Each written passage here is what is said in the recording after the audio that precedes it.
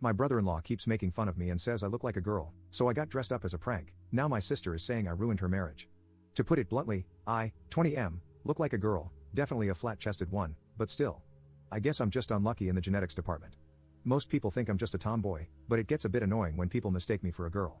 I'm pretty comfortable with myself now, but I used to get bullied a lot for it and I can be a bit sensitive about it. My older sister, 26F, doesn't stop her husband, 30M, from making fun of me and is always doing it. I've told him to stop, but he never does and says it's all just jokes. I've gotten sick of it and wanted to get back at him instead of being my usual timid self, so I went out of my way to get some friends and my younger sister, 20F, to give me a makeover a little before they were to come over. Basically, make me look as girly as possible. They did a pretty good job, and it turns out that if I'm all made up, I look a lot like a younger version of my older sister.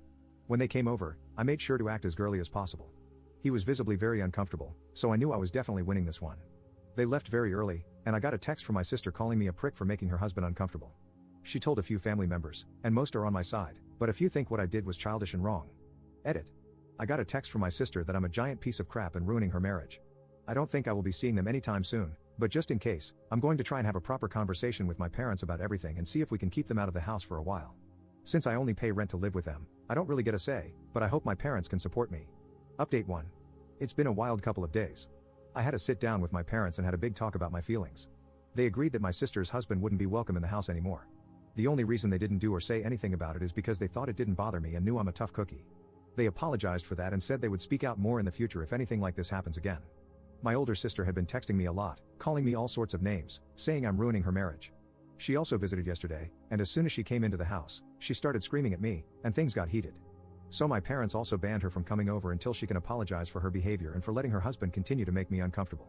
On a more positive note, I've been exploring myself a lot these past couple of days with my twin sister. She told me not to call her my younger sister, but I'm 4 or 5 hours older than her, so I'll always call her my younger sister, lol. Update 2.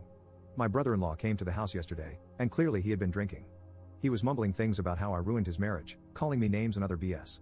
He went to the side of the house and entered through the back door that we never lock, and terrifyingly, he came after me and tried to push my head towards his manhood, and when that didn't work, he tried pulling my pants down and pushing me to the ground. Thankfully, my sister was there to pull him off and threaten him with a kitchen knife. He left right away, and we called the police and my parents who were out at the time. My parents came straight away, but police didn't show up till 2 hours later to basically just say they can't do anything and that if we want we can go to the courthouse for a restraining order. My parents tried calling and texting my sister to tell her what happened and to find out why he did what he did, but all she texted back was to F off. I'm very shaken up right now, but I'm not going to let it get to me. Update 3. My brother-in-law came to my house again to supposedly apologize, but luckily, I wasn't there, and my dad chased him off while calling the police. This time, they actually came at an appropriate time, but there was nothing they could do except advise my parents and me to get a restraining order, so that's what I did. Right now, I only have a restraining order that lasts about 20 days, but if he doesn't show up to court in those days, I'll get a more permanent one. Other than that, everything has been quiet, and we haven't heard from my older sister or her husband since. We do know she's safe since she's been trash-talking the family to friends and other extended family. I've been mainly staying in, feeling depressed but doing okayish, seeing a therapist, been diagnosed with depression, and I've been put on medication. I honestly thought I was fine for those days after my brother-in-law tried that, but it got to me more than I thought. My other sisters have really been helping me not feel alone, even if it's just us watching Netflix in silence on opposite ends of the couch. It makes me feel safer. Update 4. Hey everyone, it's been a while. My dad had a heart attack and passed away about 7 months ago. I just had to watch my dad suffer while I couldn't do anything but cry with my sisters while our mother called an ambulance. I miss him so badly.